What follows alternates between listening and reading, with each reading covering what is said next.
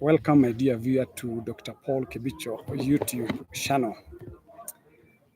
Today, I want us to discuss about something called the power of decision making.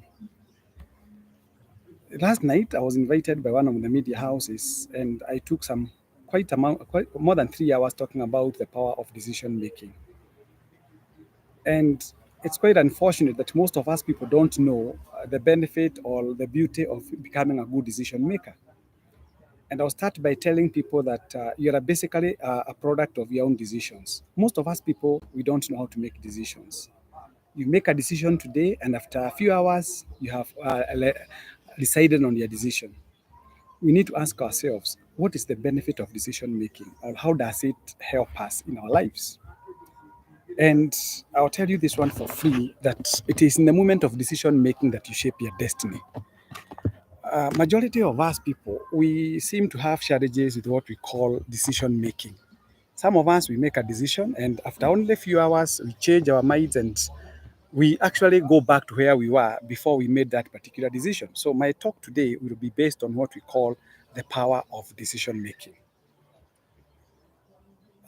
Many people don't understand that those people they fight to be so successful in life, they did something called, they evaluated themselves and they came up with what we call the capacity and the ability to make decisions. So I want to ask you one simple question. Why do you think some people have made it in life? Are they any special? They're not any special. As a matter of fact, they are only special by virtue of being able to make decisions. Those people that you see doing better than you, it is only that they are better decision makers. And I gave an example where some people, they got a report that in the year 2000, that a whole acre of land in Machakos or in Kitengela was going at about 200,000 shillings. Some people never bought. They gave so many excuses like we do in our lives. Majority of us, we give excuses or not buy because, well, I'm not very sure whether that particular piece of land will give me money. Or alternatively, whether that piece of land has got incubalences. It is not, yeah, it is the best thing to do in this kind of an endeavor is to ask yourself, are you prepared to go out of your way and do what we call the necessary searches so that you may know whether that particular piece of land is clean or has no issues. Some of us people we don't know how to do that. Others we make decisions and after only 5-10 minutes, here we are actually busy canceling the decision that we have made. Fine. If you find somebody making it in life, I'm telling you that that person has the capacity to make a decision. Are you one of them? Do you know the importance of making decisions? You are turning 45 years of age. You have not even made up your mind where to settle with your family members.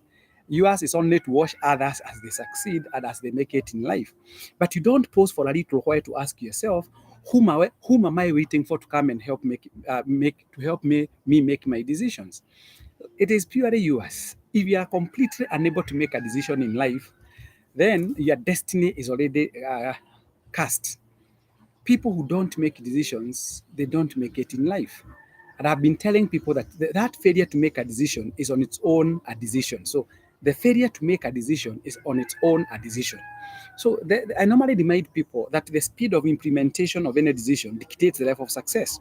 So those people that you find successful, those who started businesses earlier than others, they are called early adopters. They have made it in life. Those people who take risks, those people who consult widely on people who are competent and skilled in that particular field, they succeed. Others, they always come up with excuses. And I've told you on a number of occasions that excuses are the tools of the incompetent that take you nowhere. And I have been giving people a very perfect example. When I started Quest Pinnacle Investment Ventures Limited, some people thought that we were joking. We were not joking. We were serious into it. And I'm even thanking those people who took us seriously and they invested their millions of shillings with us, and they are now waiting to reap what we call the benefits of their decisions. Others are still fence sitters. They have not been able to make a decision. And if you look at their progress report, it is quite deplorable. It has no positive impact even on their own lives.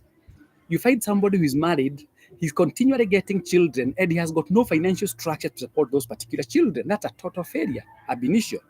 And when people hear us talking like this, I remember last night somebody posed a question. At these people who normally talk in radios and on TVs, are they as rich as they talk? And I did not find it worth while to spend my time responding to him, because failures have a way of justifying their failures. Successive people, or people who are successful in life, they do not spend their time on areas that don't add value to them. So the question is, in your journey, in your life journey today, as you continually work and uh, age, what are you doing? Are you adding your self value, or are you depleting your value? What is your net worth? Where are you today? Yes, what do you have today? Do you take a break and look at where you were 5 years ago, where you are today, so that you may ask yourself, are you retrogressing or are you progressing? The choice is yours. I'm talking about the power of decision making. And we normally say that muscles get power with use. If you want to build your muscles, you go to the gym, you do a lot of activities, a lot of exercises that later on give you results of either being a six pack or a well built person. It is surely a matter of decision making. If you want to lead a healthy life, you don't subscribe to the Heine philosophy of clearing and forwarding. You are choosing what you're consuming. So if you consume everything that you come across, then the repercussion is having what we call ill health. Similarly, if you don't know how to make decisions in your life, you'll always be on a treadmill, burning a lot of calories but going nowhere. But the choice is purely yours. Nobody will come and tell you do this. We'll be able to guide you. We'll tell you what to do, Madam Evelyn Wamboy. And thank you very much for declaring me as your role model. I appreciate. And please drop me drop me on my wall your comments. So let me ask you this question. I remember last night when I was in Olo FM with my host, Mr. Wanderi. There's a guy who called us and said that his grandmother offered him a piece of land at 50,000 shillings in the year 2000 at Goigwa. This man was unable to make a decision. Today, the man is still renting a house. The man is languishing in poverty. Why? Because he was not able to make a decision. When I was doing my first degree, I talked to my fellow colleagues, some of my friends, I'll not mention them by their names, and I told them, let us start this particular journey. They were unable to make their decisions. Even up to this time, there are still Form 4 dropouts. You can see now the transformation in Kibisho's life, because I am able to make decisions. And let me tell you this, my brother, my sister. First of all, you need to identify who are you. You do what we call self-awareness analysis. Who are you? Then number two, what do you require? You need to weigh the options available for you. What is it that has been weighing you down in making decisions in your life? Could it be the kind of friends that you have? Do away with them. It is not written in the Bible that you must be having those kind of friends that have been holding you back all the time. If somebody is not adding value to you, drop him. If somebody is a volume in your life, drop him or her. If you have a girlfriend who is letting you down, drop her. If you have a boyfriend letting you down, drop him. You have no business being in a club of failures. And let me tell you this, Mother Nature is so cruel, it is so harsh, it will not buy into your excuses. You have got children, you don't plan for their education. And I've been talking about it because you don't have the power to make a decision, even to educate your child. As a matter of fact, you are assuming that things will work their way out when the time comes for them to go to school. You are completely mistaken, you are completely doomed, and you'll be having a very rough time in your lifetime. Why? Because you require to make conscious decisions. Thank you so much, Madam Evelyn Wamboy. I can't express my gratitude. You've really helped me. I started watching you back in 2018 in Olo TV. I thank God for you. So my advice to you, my brother, my sister, are you 40 years? What are you doing about your life? Are you planning where to retire to? Are you planning where to build your retirement home? Are you planning to ensure that you do not have struggles with finances, that money will be working for you when you hit that age? That's a matter of decision making. Do you want to be recognized by the society that you live in? It's a matter of decision. Do you want to be the most organized character? It's a matter of decision. Do you want to become the best financial manager, the best investment person? The choice is yours, and the choices that you make defines your destiny. And I repeat again, it is in the moment of decision making that you shape your destiny. Some of us people, we can't make any decision. As a matter of fact, we wait for others to make decisions for us. And we normally say there are three types of people: people who know nothing about the environment, people who have no idea what is happening, and people who are like clueless what was happening. And I'm telling you this, the choice is yours. Decide where you want to be.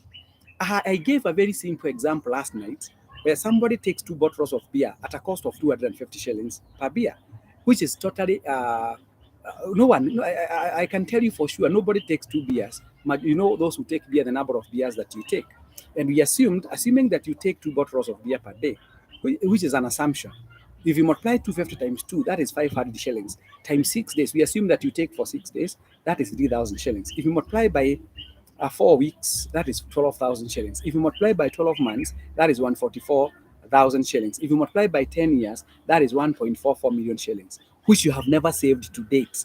But you have donated that money, your time and energy, and your age to East African breweries where you consume their stuff and you have nothing of your own to show.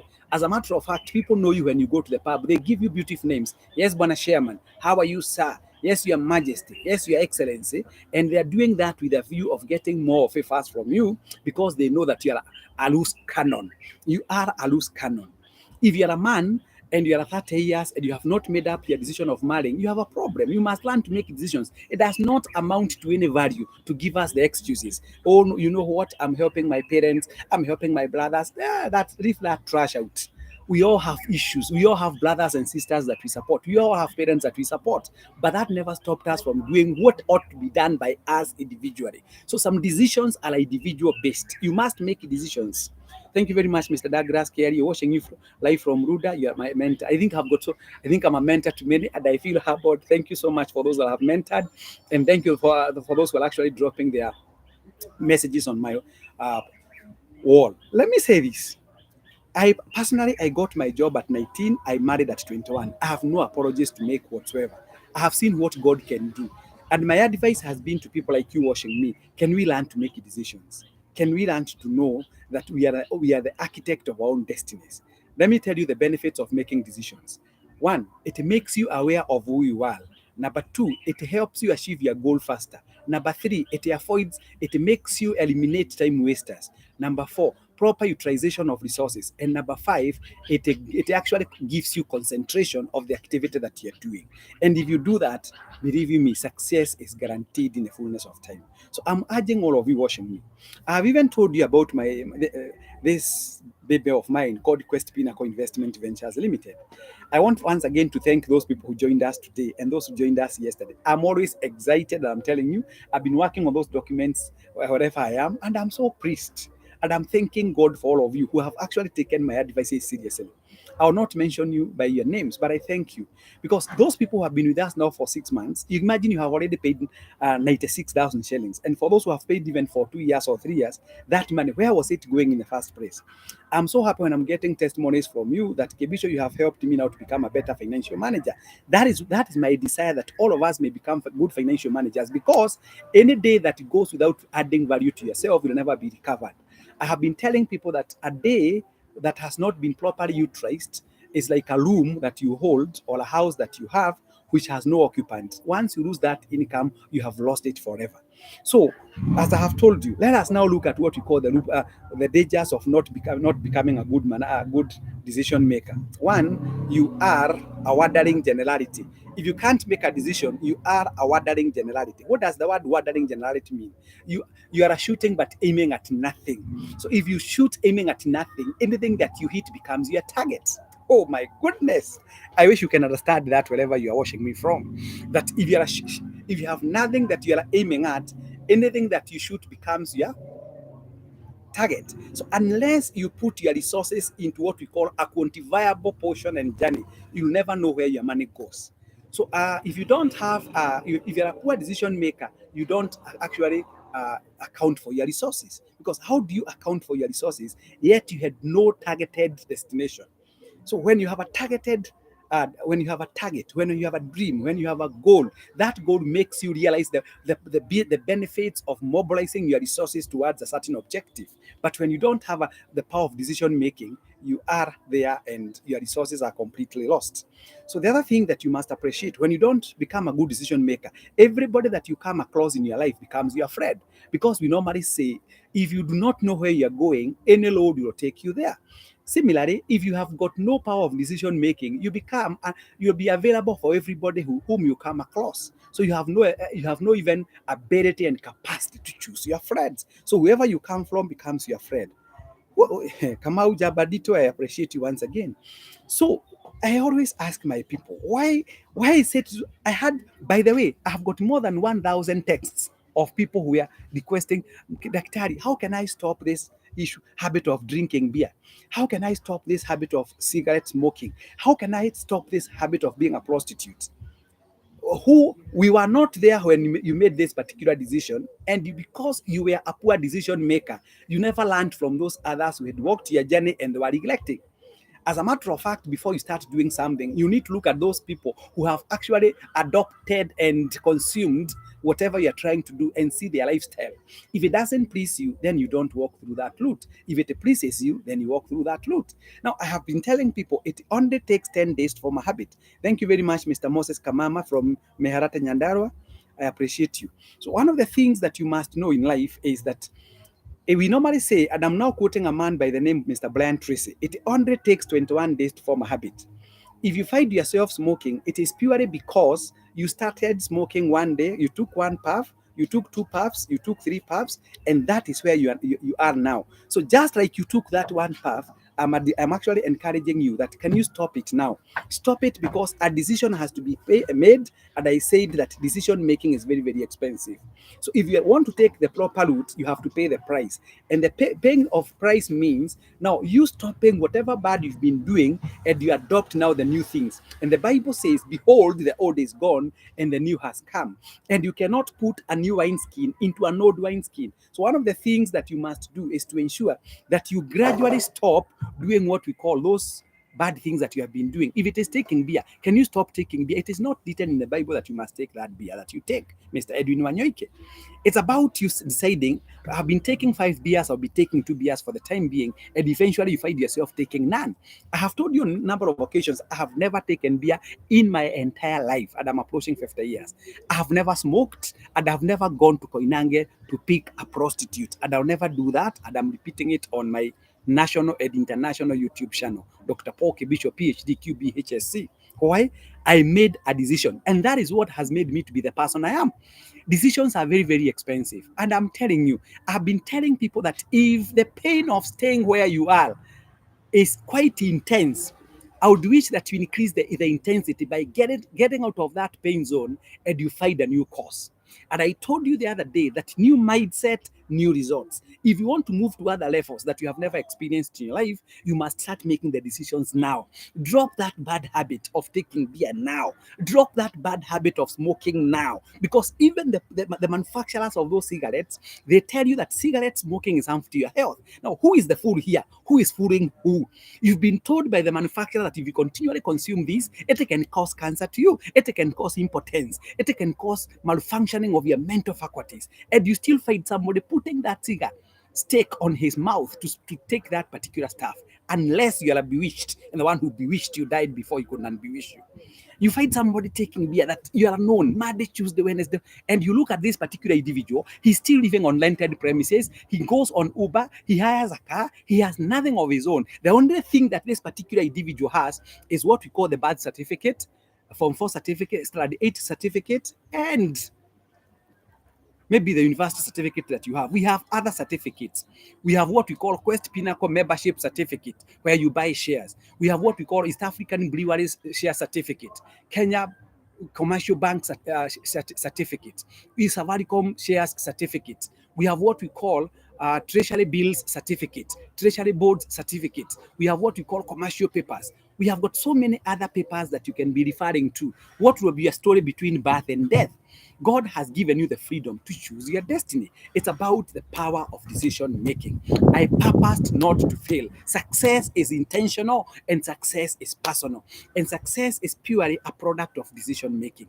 If you know you're a poor decision maker, I have told you that if you want to build your muscles, you keep on jumping. You keep on jumping. You keep on going to the gym and doing some gymnastics and robotics and what have you, aerobics and what have you. Similarly, if you want to become a good decision maker, continually make decisions and take somebody who is a mentor, somebody who mentors you, somebody who monitors your movements, somebody who monitors your financial engagements, so that he can be able to beat you and to put you into the right perspective. I have no problem. I have mentored more than 8 million people People who say that were it not for you, Kebisho, I could have gotten wasted. I don't mind. And I've been telling people, I went to school, not necessarily to help my family members, my immediate family members, but to help the society. Because the Bible reminds you, the hand that gives is the hand that receives. Not many people with my academic papers, by the way, would comfortably walk on a cam and sit in a laptop like this, the way I'm doing, to give people free information. They don't do that. Ask me, show me one, tell me one. Let me share it, all of you watching me right now. Show me one. Show me one. But go out there in other continents. Talk about Dr. Miles Munro, this man who perished in an aircraft crash with his wife. He had shared so many a lot of information with the people. He wrote so many books. He has so many audio books. He has got so many video clips. He decided to help people out there. Talk about this man who is called Bishop T.D. Jakes. Bishop T.D. Jakes is a great motivational speaker. He has helped very many people. But let's come back to Kenya. How many people like me do you watch? Apart from Dr. Jacob, who is actually now domiciled in USA. And I think we think the same way with Dr. Jacob. Not many people who hold PhDs and who are professors and doctors who find time to sit down behind a laptop or a mobile phone to share information the way we do. So then you people who have been our audience must become better people, because we are offering our time and our resources to build you people, to take you to the next level and to help you become the people that you have already decided to be. So if you are bright enough, if you are wise enough, my advice to you is this: can you take our advices seriously? Can you hear what we are telling you? You have been renting that house for the last 10 years. You are growing old. You are not becoming any younger. Can you see what it is that you require to do so that your life can be more variable? If you have got a group of friends who don't add value to you, from today henceforth, make a decision of getting away with them. Let them go wherever they want to go. They were not. God never summoned anybody in the board meeting to come and say that you must have those kind of friends. Do away with them. Become a good decision maker. I said you must pay the price, and the price here is actually leaving those people that you call your friends, and you take now a new route. You can never trace a building with an old map. You must identify a new map that gives you new directions. Similarly, it all depends. If you want to go to Mombasa faster, you know what to use. You know the vessel to use. You use an aircraft. If you want to reach there after 1 month, you can walk. You can decide to walk. It's also taking a journey to Mombasa. If you want to reach there after 5 hours, you can take SGR. The choice is yours. But remember, you don't have the luxury of time. You must learn to make decisions. And with those many, many remarks, honorable members, thank you very much. I thought it was good for me to share that information, which I shared with my fellow brothers and sisters at Nolo FM last night. And I thought, why don't I interpret it now using what we call this language, so that all of us may understand. For those who want to join Quest Pinnacle Investment Ventures Limited as I wind up, please drop us your email address either on my personal cell phone number, which is 07226 3021. 07226 3021. Drop us in our company email address, questpinnacleinvestment@gmail.com. If not that, drop on my email address, paulkebicho@gmail.com. With those many, many remarks, thank you very much for watching. I can see your quite number. Thank you for those who have said thumbs up. I appreciate all of you, and I look forward to you people becoming better people. May God bless you. Shalom, shalom, shalom. Good.